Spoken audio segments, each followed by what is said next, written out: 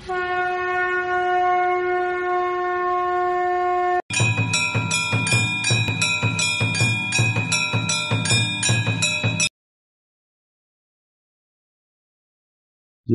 श्री कृष्णा।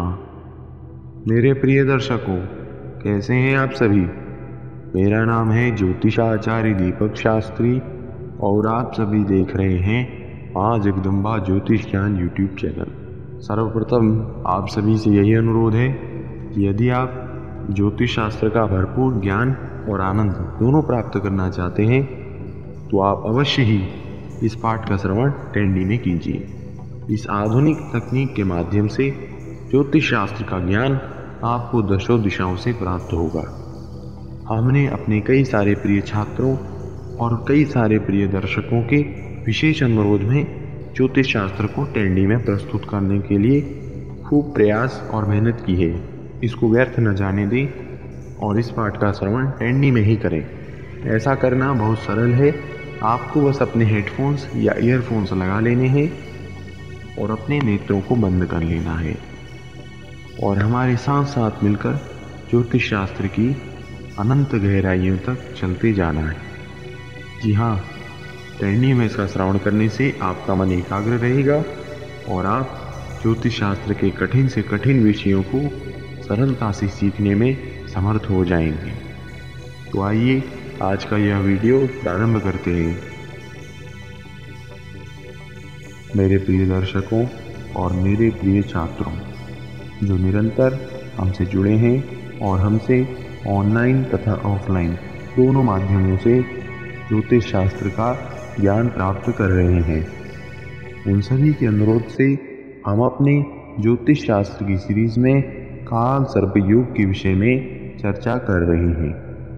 काल सर्प योग कुंडली में बनने वाला एक अत्यंत कष्टकारी और दुर्भाग्यपूर्ण योग माना गया है, लेकिन समाज में इस योग के विषय में कई सारी भ्रांतियां भी व्याप्त हैं, जिनको दूर करना एक अच्छे देवज्ञ का कर्तव्य होता है। इसलिए हम प्रयास करेंगे कि काल सर्प योग के विषय में आप तक सभी शास्त्रीय तथ्य और साथ ही हमारे वर्षों का अनुभव जो हमने कई सारी कुंडलियों का अध्ययन करके और जातकों के जीवन में प्रत्यक्ष फल को देखकर भी प्राप्त किया है, वह आप तक पहुंचा सके। हमने काल सर्प योग के विषय में कई वर्षों तक चिंतन किया है। हमने कई सारी कुंडलियों में काल सर्प योग से मिल रहे प्रभावों का भी विश्लेषण किया है। साथ ही हमारे गुरु और आचार्यों से जो हमको काल सर्प योग के विषय में ज्ञान प्राप्त हुआ, वह सभी हम आप सभी के साथ इस सीरीज में बांट रहे हैं। इससे पूर्व में भी हमने काल सर्प योग पर कई सारे वीडियोस बनाए हैं। यदि आपने उन्हें नहीं देखा है तो आप अवश्य देख लीजिए, क्योंकि उन्हें देखकर आपके लिए आज का यह वीडियो समझना सरल हो जाएगा। फिर भी हम अपना पूर्ण प्रयास करेंगे कि आपके लिए यह वीडियो समझना सरल हो, इसलिए आप ध्यानपूर्वक समझने का प्रयास कीजिए। हम हमेशा ही अपने छात्रों से कहते हैं कि ज्योतिष शास्त्र रटने का नहीं अपितु आत्मसात करने का विषय है। इसलिए आप सभी हमारे साथ मिलकर ध्यानपूर्वक इसको समझिए। आज हम बात करने वाले हैं 12 महाकाल सर्पों में से सबसे अंतिम शेषनाग काल सर्प योग के विषय में।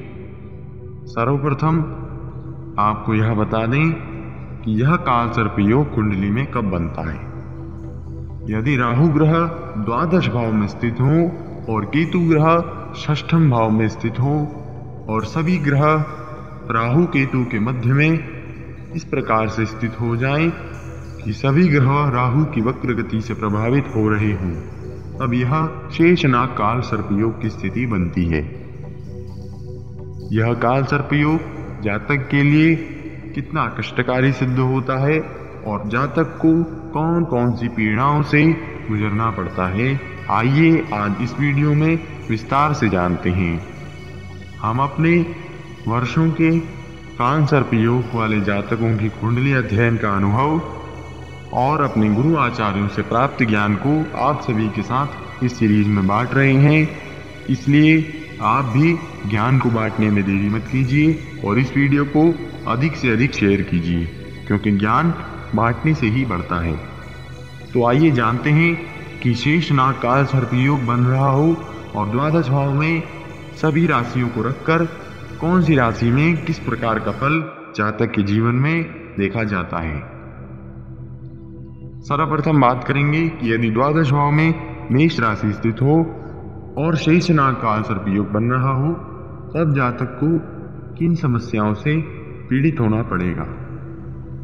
अथवा द्वादश भाव में वृश्चिक राशि स्थित हो और काल सर्प योग बन रहा हो, तब जातक को कैसी पीड़ाएं चिंतित करेंगी। दोनों ही राशियों के स्वामी मंगल देवता है। दोनों राशियों के स्वभाव में कुछ भिन्नता है। जहां मेष राशि चर है तो वृश्चिक राशि स्थिर है, लेकिन दोनों राशियों के द्वादश भाव में स्थित रहने पर बनने वाले शेषनाग काल सर्प योग से जातक के जीवन में मिलने वाला फल लगभग समान देखा गया है। चर और स्थिर राशि में मिलने वाले फलों के भेदों के विषय में हमने पूर्व की वीडियोस में विस्तार से चर्चा की है। यदि आपने वह वीडियोस नहीं देखी हैं तो आप अवश्य ही देख लीजिए, आपके लिए बहुत ही लाभकारी सिद्ध होंगी। तो इस प्रकार के जातकों को नींद न आने की समस्या रहती है। ऐसे जातक नेत्रों की पीड़ा से भी ग्रसित रहते हैं। हो सकता है कि यह जातक अंधे भी हों अथवा चश्मा इनको लग जाए, यह तो पूर्णतया संभव है। आइए अब बात करते हैं कि यदि द्वादश भाव में शुक्रदेव की वृषभ राशि स्थित हो अथवा शुक्रदेव की ही तुला राशि स्थित हो, तब बनने वाले शेषनाग काल सर्प योग से जातक को कैसी समस्याएं मिलेंगी, कौन से कष्ट उसके जीवन भर उसको सताते रहेंगे। आइए विस्तार से जानते हैं। ऐसे जातक बहुआयामी ज्ञान रखते हैं, लेकिन अपने ज्ञान का प्रदर्शन नहीं कर पाते हैं। जातक के इस संसार को छोड़ देने के बाद उसके महत्व का लोगों को पता लगता है। ऐसे जातकों का जीवन निराशा में रहता है और इनके मनचाहे कार्य भी पूरे नहीं होते। आइए अब जानते हैं कि यदि द्वादश भाव में बुध ग्रह की मिथुन राशि स्थित हो अथवा बुध ग्रह की ही कन्या राशि स्थित हो और साथ ही बन रहा हो शेषनाग काल सर्प योग, तब जातक को कैसी समस्याएं सताएंगी, कौन से कष्ट उसको परेशान करेंगे। ऐसे जातक सदा ही कर्ज में डूबे रहते हैं और पैसे की चिंता इनको हमेशा सताते रहती है।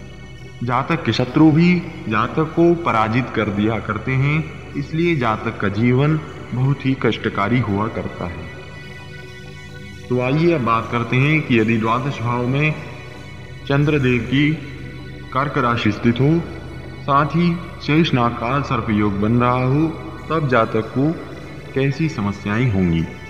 ऐसे जातक किसी भी परिस्थिति में अपने आप को बदलने के लिए सदा ही प्रस्तुत रहते हैं। ऐसे जातकों को शत्रुओं की तांत्रिक पीड़ा का भी शिकार होना पड़ सकता है, लेकिन धर्म में आस्था होने के कारण शत्रु इनका अधिक नुकसान नहीं कर पाती।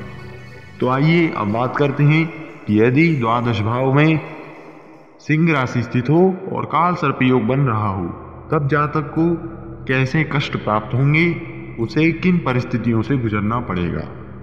ऐसे जातकों के लिए विदेशी दौरे अच्छे साबित होते हैं, लेकिन पार्टनरशिप में उसको नुकसान झेलना पड़ सकता है। ऐसे जातक अपने शत्रुओं के हमतावी हुआ करते हैं और अपने शत्रुओं से बदला लेने के लिए यह किसी भी हद को पार कर सकते हैं। तो आइए अब बात करते हैं कि यदि द्वादश भाव में बृहस्पति देव की धनु राशि अथवा बृहस्पति देव की ही मीन राशि स्थित हो और शेषनाग काल सर्प योग बन रहा हो, तब जातक को कैसी समस्याएं सताएंगी, कौन से कष्ट उसको पीड़ित करेंगे। ऐसे जातकों की बुद्धि कमजोर हुआ करती है और यह कोई भी कार्य सोच समझकर नहीं किया करते, इसलिए अक्सर यह खुद का ही नुकसान कर बैठते हैं। कोर्ट कचहरी में ऐसे जातकों को हार का सामना करना पड़ सकता है और यह समाज में असम्मानित भी हुआ करते हैं। तो आइए अब जानते हैं यदि द्वादश भाव में शनि देव की मकर अथवा कुंभ राशि स्थित हो तब जातक को कैसे फल प्राप्त होंगे, जातक का जीवन किस प्रकार से व्यतीत होगा। ऐसे जातकों की सोच तो सकारात्मक होती है, लेकिन अचानक अनायास वह कोई ऐसा कार्य कर बैठता है कि उसकी बनी बनाई इज्जत बेकार हो जाती है और समाज में वह घृणित दृष्टि से देखा जाता है। ऐसे जातक कम आस्थावान हुआ करते हैं और अपने जन्म स्थान से दूर रहकर कार्य करना पसंद करते हैं। नेत्र पीड़ा भी ऐसे जातकों को सताया करती है। तो प्रिय दर्शकों, आज हमने 12 प्रकार के मुख्य काल सर्प योगों में से अंतिम शेषनाग काल सर्प योग के विषय में महत्वपूर्ण चर्चा की। हमने आपके साथ अपने वर्षों के काल सर्प योग पर अपने चिंतन को आप सभी के साथ साझा किया। हमें आशा है कि यह वीडियो आपको अच्छा लगा हो। यदि आपको यह वीडियो अच्छा लगा हो तो कृपया इसे लाइक कीजिए और अपने मित्रों के साथ अधिक से अधिक शेयर कीजिए। हम ऐसे ही नए नए वीडियोस निरंतर बनाया करते हैं, इसलिए यदि आपने अभी तक हमारे चैनल को सब्सक्राइब नहीं किया है तो कृपया सब्सक्राइब कर दीजिए और साथ ही बेल आइकन को भी दबा दीजिए ताकि हम जब भी नए वीडियोस बनाएं तो आप सभी को सर्वप्रथम सूचना मिल सके और आप ज्योतिष शास्त्र का महत्वपूर्ण ज्ञान शीघ्रता से प्राप्त कर सकें। हमने काल सर्प योग के विषय में पूरी सीरीज बनाई है। यदि आपने अभी तक उसे नहीं देखा है तो आप सभी वीडियोस को देख लीजिए।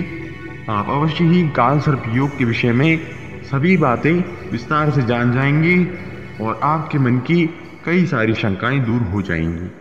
लेकिन फिर भी आपके मन में यदि कोई शंका, समस्या अथवा प्रश्न हो तो आप कमेंट बॉक्स का उपयोग अवश्य कीजिए और हमें अपनी समस्याएं अवश्य बताइए।